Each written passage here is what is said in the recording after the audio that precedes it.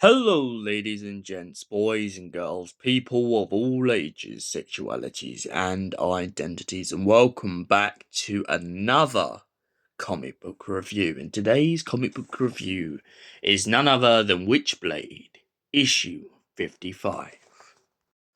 So, what is the gist of issue 55? Let's just dive into it. Let's not even beat around the bush.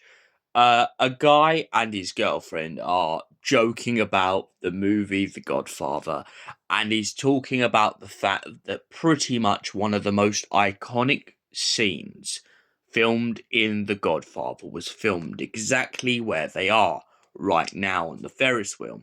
However, midway through this, the Ferris wheel gets attacked, and pretty much a kind of whole gruesome set of murders start to spiral off. This, of course, starts to essentially draw in a lot of detectives, and especially draws in one specific female detective who is empathetic and is very determined to get to the bottom of the case. She's confused as everyone else in the cop department are, but to make matters worse, it also turns out that a separate murder somewhere else in the city, in which a man who has murdered his wife for cheating, has just been let out on bail. All of a sudden, just because he has some mates in high places. But it turns out that this is all part of a larger plot to do with some businessman who essentially doesn't want bad press, even though not being funny by the sounds of it, by him mixing around with a guy named Epstein in this, it doesn't sound like his press is doing all too well as it is. However, I'm not going to judge a book by its cover, so let's get further into the story. We are then introduced to a guy named Ian Nottingham. Ian Nottingham is an assassin slash kind of man for hire. Let's call him a hitman.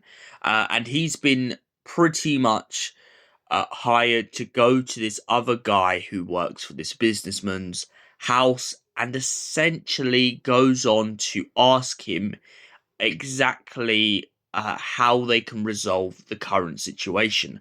His boss doesn't want a war. They don't want a war. He doesn't want to have to fight him, but he feels like the fact that this guy has no specific honor behind his brutal murders is what makes him such a ruthless tyrant. And this tyranny and this tyranny needs to end, and he will do everything in his power to stop it from continuing.